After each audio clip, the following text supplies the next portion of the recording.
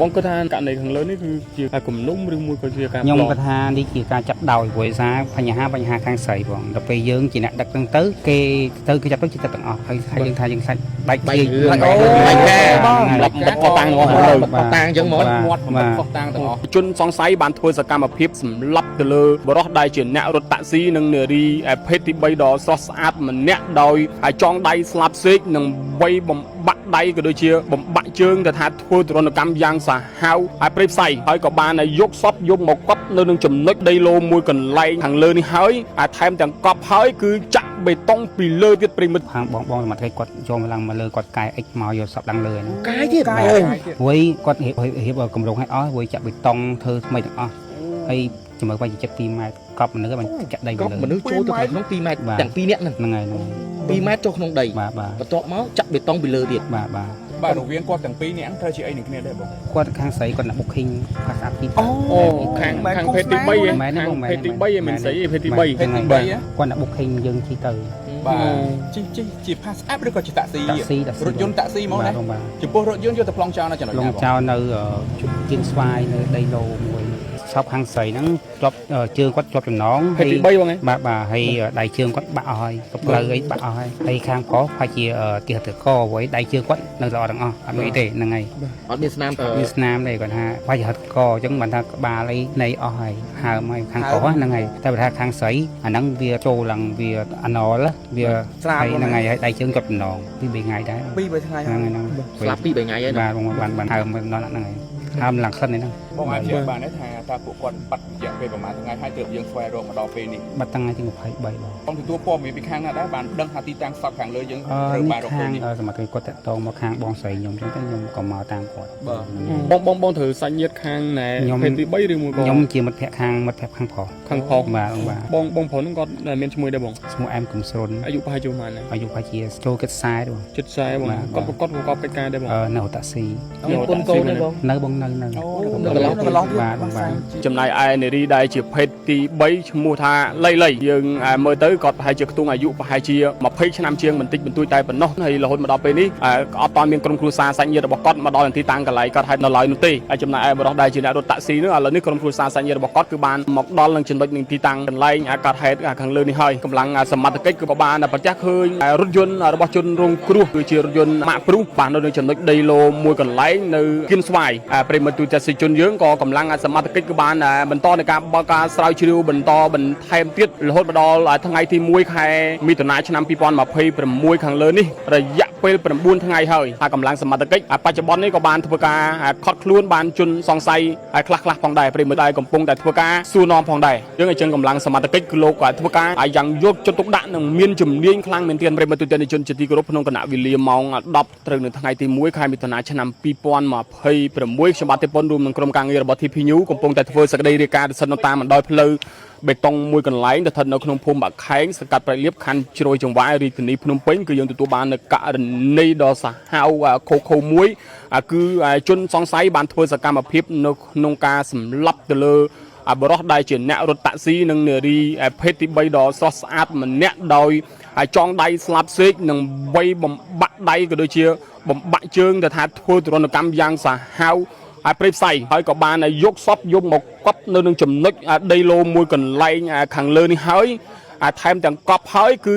ចាក់បេតុងពីលើទៀតប្រិមត្តទូទាំងជនយើងត្រូវបានកម្លាំងសមត្ថកិច្ចបំបែករឿងក្តីខាងលើនេះហើយក៏បានធ្វើការយកអិចនៅក្នុងការកោះជីកកកាយឡើងនឹងគឺថាសពនឹងគឺថា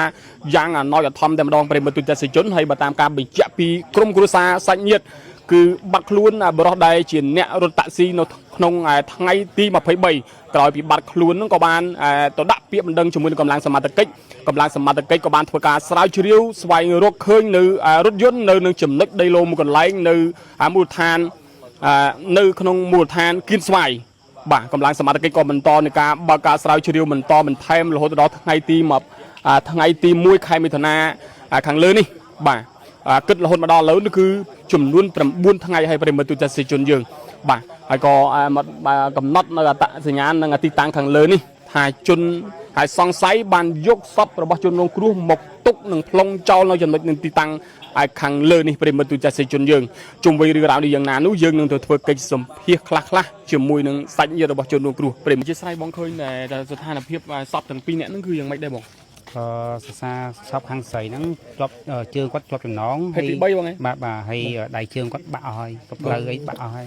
បាទហើយខាងប្រុសប្រហែលជាទាស់ទៅកអ្វីដៃជើងគាត់នៅល្អទាំងអស់អត់មានទេហ្នឹងហើយអត់មានស្នាមមានស្នាមទេគាត់ថាប្រហែលជាហិតកអញ្ចឹងបានថាក្បាលអីភ្នែកអស់ហើយហើមហើយខាងប្រុសហ្នឹងហើយតែបើថាខាងស្រីអាហ្នឹងវាចូលឡើងវាអាណលវា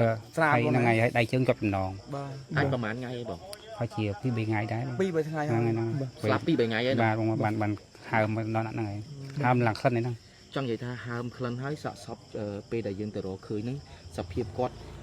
នៅខាងក្រៅឬក៏នៅខាងក្នុងដីឬក៏យ៉ាងម៉េចដែរបងនៅក្នុងផ្ទះខាងបងសមត្ថកិច្ចគាត់ចូលមកឡើងមកលើគាត់កាយអិចមកយកសពឡើងលើហ្នឹងកាយទៀតវៃគាត់រៀបកម្រងឲ្យអស់វៃចាក់បេតុងធ្វើថ្មីទាំងអស់ហើយជំរឿនបាយចិត្ត2ម៉ែត្រកប់មនុស្សបានចាក់ដីទៅលើមនុស្សចូលទៅក្នុង2ម៉ែត្រទាំង2នាក់ហ្នឹងហើយ2ម៉ែត្រចូលក្នុងដីបាទបន្ទាប់មកចាក់បេតុងពីលើទៀតបាទប៉ុន្តែបេតុងបានចាក់នៅគឺអត់ទាន់បានចាក់ទេចាក់ហើយវៃទៅថាខាងយើងយកដីកាយមកយកអាអិចកាយឡើងលើវិញអូអញ្ចឹងបានន័យថាបីសម្រាប់ធ្វើតរនកម្មហើយគឺណែកប់ហើយចាក់បេតុងពីលើទៀតបាទអូសាហាវខូម៉េះអូវៃឃើញសាក់សពយើងមានសត្វដីទាំងអស់ដីហ្នឹងហើយបងអាចនិយាយបានទេថាពួកគាត់បាត់រយៈពេលប្រហែលថ្ងៃហើយទើបយើងស្វែងរកមកដល់ពេលនេះបាត់ថ្ងៃទី23បង23គិតចាប់តាំងពីថ្ងៃទី23មកដល់ឥឡូវវាចូលរយៈពេល8ថ្ងៃ9ថ្ងៃយើងអាចសក្តិខែ31បាទ9ថ្ងៃនេះតម្រាំយើងមកបងទទួលព័ត៌មានពីខាងណាដែរបានដឹងថាទីតាំងសពខាងលើយើងត្រូវបានរកឃើញនេះសមត្ថកិច្ចគាត់តាក់ទងមកខាងបងស្រីខ្ញុំអញ្ចឹងទៅខ្ញុំក៏មកតាមគាត់បងត្រូវសាច់ញាតិខាងណែភេទទី3ឬមួយក៏ខ្ញុំជាមិត្តភក្តិខាងប្រុសខាងប្រុសបាទបងប្រុសហ្នឹងគាត់មានឈ្មោះដែរបងឈ្មោះអែមកំស្រុនអាយុប្រហែលជាប្រហែលណាអាយុប្រហែលជាចូលគិត40ដែរបង40បងគាត់ប្រកបកិច្ចការដែរបងនៅតាក់ស៊ីប៉ុនកូនទេបងនៅបងនៅកន្លោះទៀតបាទរវាងគាត់ទាំងពីរនាក់ត្រូវជាអីនឹងគ្នាដែរបងខ្ញុំហ្នឹងអត់ទេសំទោសគឺរវាងអ្នកដែលស្លាប់ទាំងពីរគាត់ខាងស្រីគាត់អ្នកបុកឃីងផាសអាប់ជីអូខាងភេទទី3ឯងខាងភេទទី3ឯងមិនស្រីភេទទី3បាទគាត់អ្នកបុកឃីងយើងជិះទៅបាទជាផាសអាប់ឬក៏ជាតាក់ស៊ីរថយន្តតាក់ស៊ីហ្មងណាចំពោះរថយន្តយកទៅប្លង់ចោលនៅចំណុចណាបងប្លង់ចោលនៅជប់គៀនស្វាយនៅដីឡូមួយ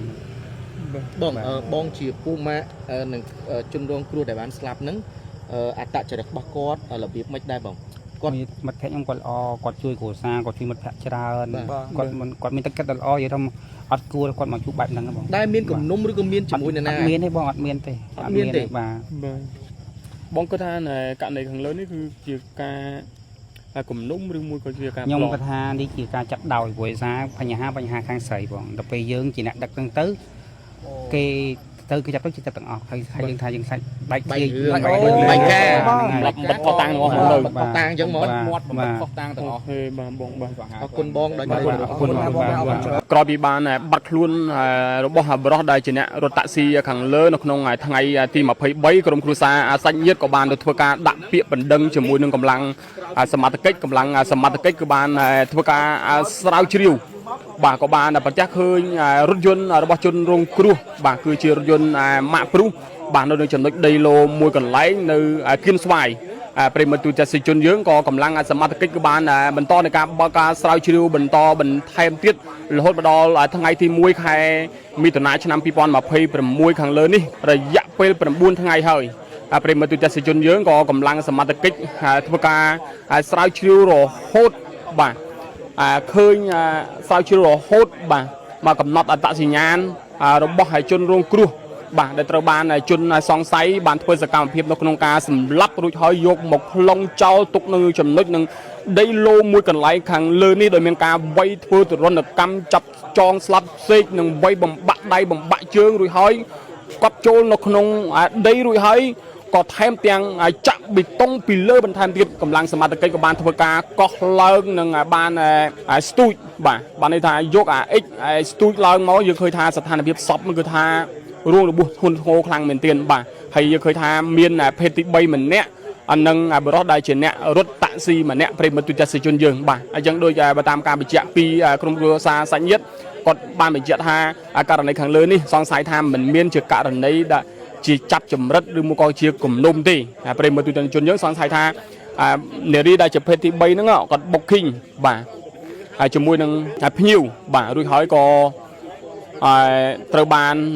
ភ្ញៀវហ្នឹងគឺរៀបចំគម្រោងនៅក្នុងការសម្លាប់ចឹងទៅក៏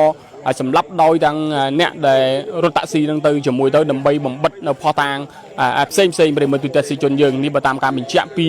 ក្រមគ្រួសារសាច់ញាតិផ្ទាល់តែម្ដងប្រិមត្តបើតាមការបញ្ជាក់ពីក្រមគ្រួសារសាច់ញាតិក៏បានបញ្ជាក់ថាបុរសដែលជាអ្នករត់តាក់ស៊ីមានឈ្មោះថា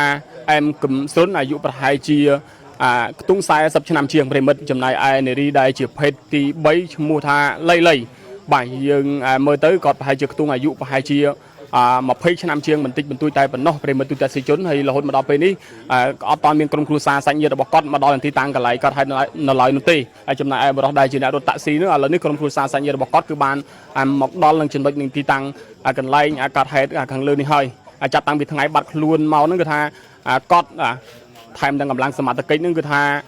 ស្វាត់ស្វែងមែនទែននៅក្នុងការស្វែងរកបរិសុទ្ធដែលជាអ្នករត់តាក់ស៊ីខាងលើនឹងប្រិមត្តទូទាំងជនយើងលំមនឹងកម្លាំងសមត្ថកិច្ចនៅក្នុងការបំបែករឿងក្តីនេះបានគឺមិនងាយទេប្រិមត្តទូទាំងជនហើយបើយើងទទួលបានព័ត៌មានបឋមថាកម្លាំងសមត្ថកិច្ចបច្ចុប្បន្ននេះក៏បានធ្វើការខត់ខ្លួនបានជន់សង្ស័យខ្លះផងដែរប្រិមត្តទូទាំងជនយើងដែលកំពុងតែធ្វើការ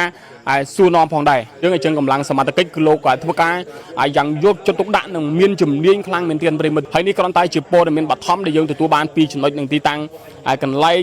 កើតហេតុតែប៉ុណ្ណោះហើយក៏ដូចជាក្រុមគ្រួសារសាច់ញាតិតែប៉ុណ្ណោះព័ត៌មានច្បាស់ការយ៉ាងណានោះយើងរងចាំកម្លាំងសមត្ថកិច្ចជំនាញរបស់យើងបាទរងចាំរបាយការណ៍របស់កម្លាំងសមត្ថកិច្ចហើយយើងនឹងធ្វើការបញ្ជាក់បន្ថែមឲ្យស៊ីជម្រៅថាតើករណីខាងលើនេះតើជាករណីអ្វីទើប